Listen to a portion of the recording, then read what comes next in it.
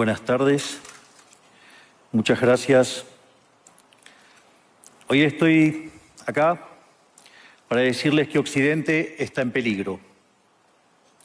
Está en peligro porque aquellos que supuestamente deben defender los valores de Occidente se encuentran cooptados por una visión del mundo que inexorablemente conduce al socialismo y, en consecuencia, a la pobreza. Lamentablemente, en las últimas décadas, motivados por algunos deseos bien pensantes de querer ayudar al prójimo y otros por el deseo de pertenecer a una casta privilegiada, los principales líderes del mundo occidental han abandonado el modelo de la libertad por distintas versiones de lo que llamamos colectivismo. Nosotros estamos acá para decirles que los experimentos colectivistas nunca son la solución a los problemas que aquejan a los ciudadanos del mundo, sino que, por el contrario, son su causa. Créanme, nadie mejor que nosotros los argentinos para dar testimonios de estas dos cuestiones. Cuando adoptamos el modelo de la libertad, allá por el año 1860, en 35 años nos convertimos en la primer potencia mundial, mientras que cuando abrazamos el colectivismo, a lo largo de los últimos 100 años, vimos cómo nuestros ciudadanos comenzaron a empobrecerse sistemáticamente hasta caer en el puesto número 140 del mundo. Pero antes de poder dar esta discusión, sería importante que primero viéramos los datos que sustentan por qué el capitalismo de libre empresa no solo es un sistema posible para terminar con la pobreza del mundo, sino que es el único sistema moralmente deseable para lograrlo. Si consideramos la historia del progreso económico, podemos ver cómo desde el año 0 hasta el año 1800 aproximadamente, el PBI per cápita del mundo prácticamente se mantuvo constante durante todo el periodo de referencia. Si uno mira un gráfico de la evolución del crecimiento económico a lo largo de la historia de la humanidad, uno estaría viendo un gráfico con la forma de un palo de hockey, una función exponencial que se mantuvo constante durante el 90% del tiempo y se dispara exponencialmente a partir del siglo XIX. La única excepción a esta historia de estancamiento se dio a finales del siglo XV con el descubrimiento de América. Pero salvando esta excepción, a lo largo de todo el periodo entre el año 0 y el año 1800, el PBI per cápita a nivel global se mantuvo estancado. Ahora bien, no solo que el capitalismo generó una explosión de riqueza desde el momento que se adoptó como sistema económico, sino que, si uno analiza los datos, lo que se observa es que el crecimiento se viene acelerando a lo largo de todo el periodo. Durante todo el periodo comprendido entre el año 0 y el 1800, la tasa de crecimiento del PBI per cápita se mantuvo estable en torno al 0,02% anual, es decir, prácticamente sin crecimiento. A partir del siglo XIX, con la Revolución Industrial, la tasa de crecimiento pasa al 0,66%. A ese ritmo, para duplicar el PBI per cápita, se necesitarían crecer durante 107 años. Ahora bien, si observamos el periodo entre 1900 y 1950, la tasa de crecimiento se acelera al 1,36% anual. Ya no necesitamos 107 años para duplicar el PBI per cápita, sino 66. Y si tomamos el periodo comprendido entre 1950 y el año 2000, vemos que la tasa de crecimiento fue de 2,1% anual, lo que derivaría en que en solo 33 años podríamos duplicar el PBI per cápita del mundo. Esta tendencia, lejos de detenerse, se mantiene viva aún hoy. Si tomamos el periodo entre el año 2000 y el 2023, la tasa de crecimiento volvió a acelerar el 3% anual, lo que implica que podríamos duplicar nuestro PBI per cápita en el mundo en tan solo 23 años. Ahora bien, cuando se estudia el PBI per cápita desde el año 1800 al día de hoy, lo que se observa es que luego de la revolución industrial, el PBI per cápita mundial se multiplicó por más de 15 veces, generando una explosión de riqueza que sacó de la pobreza al 90% de la población mundial. No debemos olvidar nunca que para el año 1800, cerca del 95% de la población mundial vivía en la pobreza más extrema, mientras que ese número cayó al 5% para el año 2020, previo a la pandemia. La conclusión es obvia. Lejos de ser la causa de nuestros problemas, el capitalismo de libre empresa como sistema económico es la única herramienta que tenemos para terminar con el hambre, la pobreza y la indigencia a lo largo y a lo ancho de todo el planeta. La evidencia empírica es incuestionable. Por eso, como no cabe duda de que el capitalismo de libre mercado es superior en términos productivos, la doxa de izquierda ha atacado al capitalismo por sus cuestiones de moralidad, por ser, según ellos, dicen sus detractores, que es injusto. Dicen que el capitalismo es malo porque es individualista y que el colectivismo es bueno porque es altruista, con la ajena. Y en consecuencia bregan por la justicia social. Pero este concepto que en el primer mundo se ha puesto de moda en la última época, en mi país es una constante del discurso político desde hace más de 80 años. El problema es que la justicia social no es justa, sino que tampoco aporta al bienestar general. Muy por el contrario, es una idea intrínsecamente injusta, porque es violenta. Es injusta porque el Estado se financia a través de impuestos y los impuestos se cobran de manera coactiva. ¿O acaso alguno de nosotros puede decir que paga los impuestos de manera voluntaria? Lo cual significa que el Estado se financia a través de la coacción y que a mayor carga impositiva, mayor es la coacción, menor es la libertad. Quienes promueven la justicia social parten de la idea de que el conjunto de la economía es una torta que se puede repartir de una manera distinta. Pero esa torta no está dada, es riqueza que se va generando en lo que, por ejemplo, Israel Kirzler llama un proceso de descubrimiento de mercado. Si el bien o servicio que ofrece una empresa no es deseado, esa empresa quiebra a menos que se adecúe a lo que el mercado le está demandando. Si genera un producto de buena calidad a un buen precio atractivo, le va a ir bien y va a producir más. De modo que el mercado es un proceso de descubrimiento en el cual el capitalista encuentra sobre la marcha el rumbo correcto. Pero si el Estado castiga al capitalista por tener éxito y lo bloquea en este proceso de descubrimiento, destruye sus incentivos y las consecuencias de ello es que va a producir menos y la torta será más chica, generando perjuicio para el conjunto de la sociedad. El colectivismo, al inhibir estos procesos de descubrimiento y al dificultar la apropiación de lo descubierto, ata al emprendedor de las manos y le imposibilita producir mejores bienes y ofrecer mejores servicios a un mejor precio. ¿Cómo puede ser entonces que desde la academia, los organismos internacionales, la política y la teoría económica se demonice un sistema económico que no solo ha sacado de la pobreza más extrema el 90% de la población mundial y lo hace cada vez más rápido, sino que además es justo y moralmente superior? Gracias al capitalismo de libre empresa, hoy el mundo se encuentra en su mejor momento. No hubo nunca en toda la historia de la humanidad un momento de mayor prosperidad que el que vivimos hoy. El mundo de hoy es más libre, más rico, más pacífico y más próspero que en cualquier otro momento de nuestra historia. Esto es cierto para todos, pero en particular para aquellos países que son libres, donde respetan la libertad económica y los derechos de propiedad de los individuos. Porque aquellos países que son libres son 12 veces más ricos que los reprimidos. El decil más bajo de la distribución de los países libres vive mejor que el 90% de la población de los países reprimidos. Tiene 25 veces menos cantidad de pobres en el formato estándar y 50 veces menos en el formato extremo. Y por si eso fuera poco, los ciudadanos de los países libres viven un 25% más que los ciudadanos de los países reprimidos. Ahora bien, para entender qué venimos a defender, es importante definir de a qué hablamos nosotros cuando hablamos de libertarismo.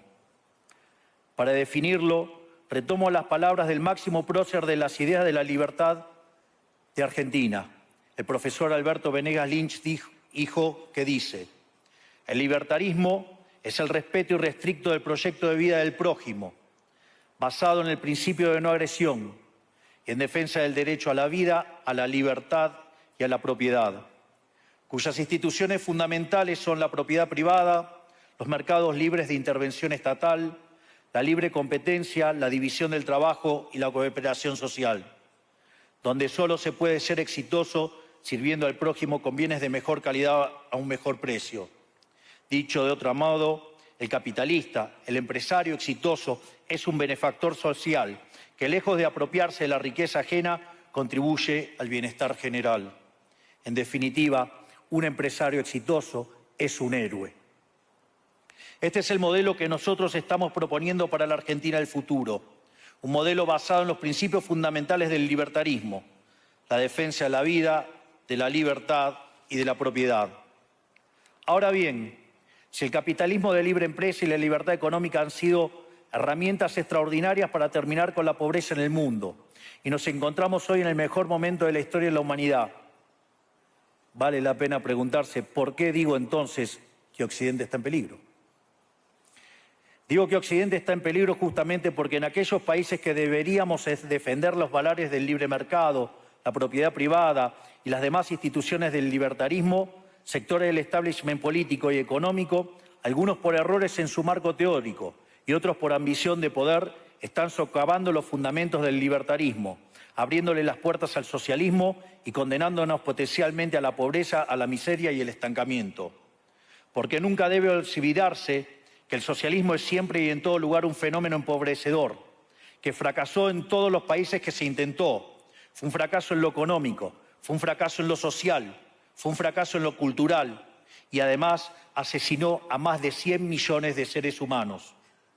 El problema esencial de Occidente hoy es que no solo debemos enfrentarnos a quienes, aún luego de la caída del muro y la evidencia empírica abrumadora, siguen bregando por el socialismo empobrecedor, sino también a nuestros propios líderes, pensadores y académicos que, amparados en un marco teórico equivocado, socavan los fundamentos del sistema que nos ha dado la mayor expansión de riqueza y prosperidad de nuestra historia.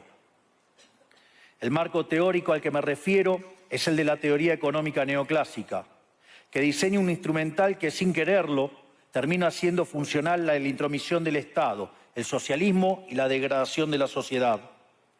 El problema de los neoclásicos es que, como el modelo del que se enamoraron no mapea contra la realidad, atribuyen el error al supuesto fallo del mercado, en vez de revisar las premisas de su modelo. Sobre texto de un supuesto fallo de mercado, se introducen regulaciones que lo único que generan es distorsiones en el sistema de precios que impiden el cálculo económico y, en consecuencia, el ahorro, la inversión y el crecimiento. Este problema radica esencialmente en que ni siquiera los economistas supuestamente libertarios comprenden qué es el mercado, ya que si se comprendiera, se vería rápidamente que es imposible que exista algo así como un fallo de mercado. El mercado no es una mera descripción gráfica de una curva de oferta y otra de demanda en un gráfico. El mercado es un mecanismo de cooperación social donde se intercambian voluntariamente derechos de propiedad. Por lo tanto, dada esta definición, hablar de fallo de mercado es un oxímoron. No existe el fallo de mercados. Si las transacciones son voluntarias, el único contexto en el que puede haber un fallo de mercado es si hay coacción. Y el único con la capacidad de coaccionar de manera generalizada es el Estado, que tiene el monopolio de la violencia. En consecuencia, si alguien considera que hay un fallo de mercado, les recomendaría que revisen si hay intervención estatal en el medio. Y si encuentran que no hay intervención estatal en el medio, les sugiero que hagan de nuevo el análisis porque definitivamente está mal. Los fallos de mercado no existen. Un ejemplo de los supuestos fallos de mercado que describen los neoclásicos son las estructuras concentradas de la economía. Sin embargo, sin funciones que presenten rendimientos crecientes a escala, cuya contrapartida son las estructuras concentradas de la economía, no podríamos explicar el crecimiento económico desde el año 1800 hasta hoy. Fíjense qué interesante. Desde el año 1800 en adelante, con la población multiplicándose más de 8 o 9 veces, el producto per cápita creció más de 15 veces. Es decir, existen rendimientos crecientes. Eso llevó la pobreza extrema del 95% al 5%. Sin embargo, esas presencias de rendimientos crecientes implican estructuras concentradas, lo que se llamaría, por ejemplo, un monopolio.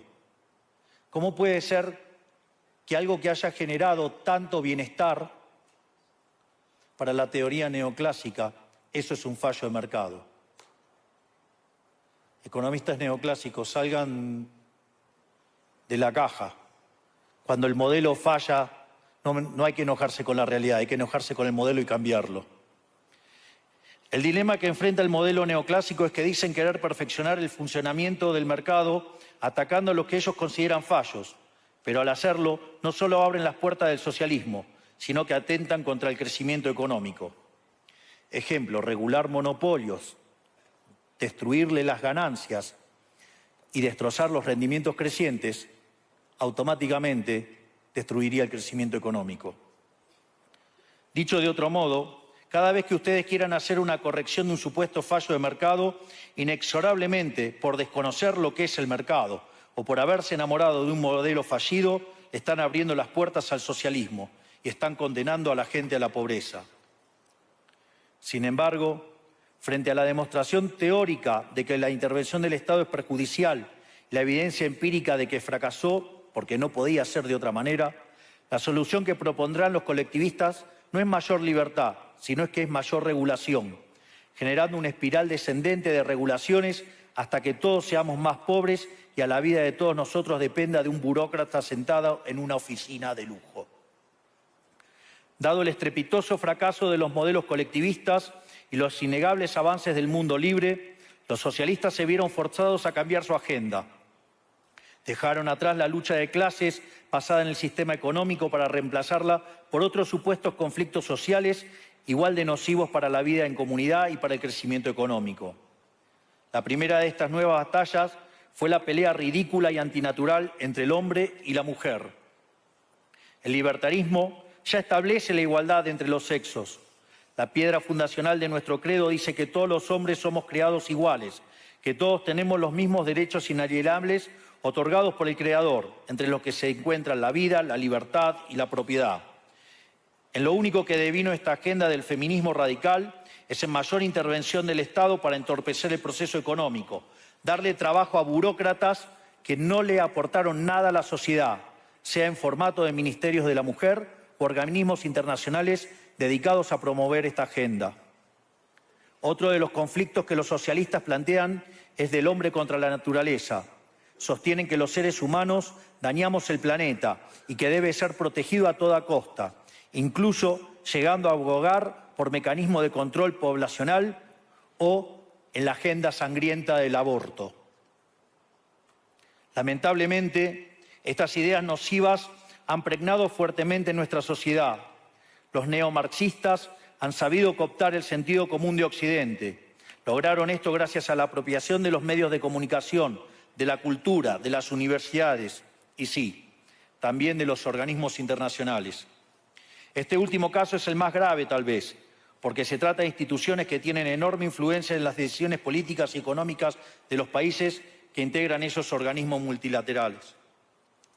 Por suerte, somos cada vez más los que nos atrevemos a levantar la voz, porque vemos que si no combatimos frontalmente estas ideas, el único destino posible es que cada vez vamos a tener más Estado, más regulación, más socialismo, más pobreza, menos libertad y, en consecuencia, peor nivel de vida.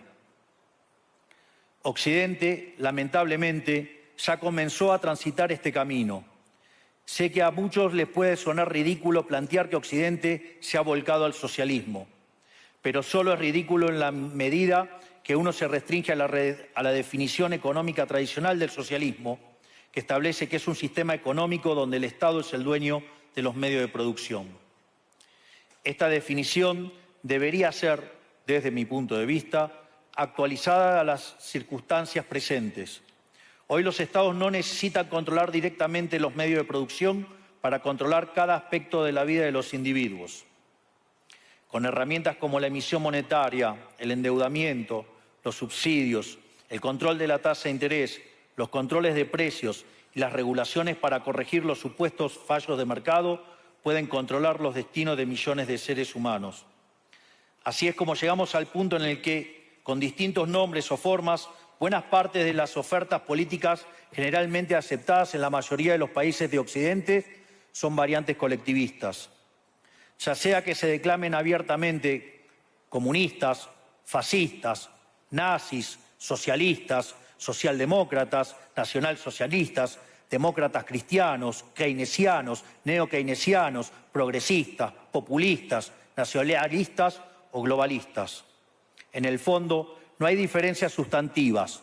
Todos sostienen que el Estado debe dirigir todos los aspectos de la vida de los individuos. Todas definen un modelo contrario al que llevó a la humanidad al progreso más espectacular de su historia. Nosotros venimos hoy aquí a invitar a los demás países de Occidente a que retomemos el camino de la prosperidad. La libertad económica, el gobierno limitado y el respeto irrestricto de la propiedad privada son elementos esenciales para el crecimiento económico. Este fenómeno de empobrecimiento que produce el colectivismo no es una fantasía, ni tampoco fatalismo. Es una realidad que los argentinos conocemos muy bien desde hace por lo menos 100 años. Porque ya lo vivimos, ya pasamos por esto, porque como dije antes, desde que decidimos abandonar el modelo de la libertad que nos había hecho ricos, estamos atrapados en una espiral descendente en donde cada día somos más pobres. Esto es, ya lo vivimos nosotros y estamos acá para alertarlos acerca de lo que puede pasar si los países de Occidente, que se hicieron ricos con el modelo de la libertad, continúan por este camino de servidumbre. El caso argentino es la demostración empírica de que no importa cuán rico seas, cuántos recursos naturales tengas, no importa cuán capacitada esté la población, ni cuán educada sea, ni cuántos lingotes de oro haya en las arcas del Banco Central. Si se adoptan medidas que entorpecen el libre funcionamiento de los mercados, la libre competencia, los sistemas de precios libres, si se entorpece el comercio, si se atenta contra la propiedad privada, el único destino posible es la pobreza. Por lo tanto, para finalizar, quiero darles un mensaje a todos los empresarios aquí presentes y a los que no están, pero nos están siguiendo desde todas partes del planeta. No se dejen amedrentar ni por la casta política ni por los parásitos que viven del Estado. No se entreguen a una clase política que lo único que quiere es perpetuarse en el poder y mantener sus privilegios. Ustedes son benefactores sociales, ustedes son héroes, ustedes son los creadores del periodo de prosperidad más extraordinario que jamás hayamos vivido. Que nadie les diga que su ambición es inmoral. Si ustedes ganan dinero es porque ofrecen un mejor producto a un mejor precio, contribuyendo de esa manera al bienestar general. No cedan al avance del Estado. El Estado no es la solución. El Estado es el problema mismo. Ustedes son los verdaderos protagonistas de esta historia y sepan que a partir de hoy cuentan con Argentina como un aliado incondicional. Muchísimas gracias y ¡viva la libertad, carajo!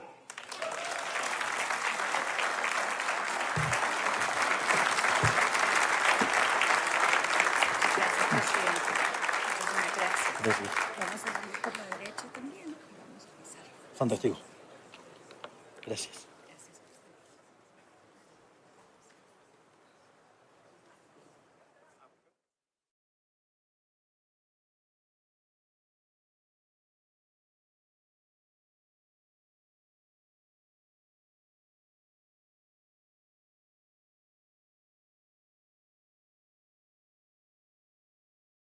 Los pedidos de bebidas los haces en la P. P de promo en bebidas hasta 50% off. P de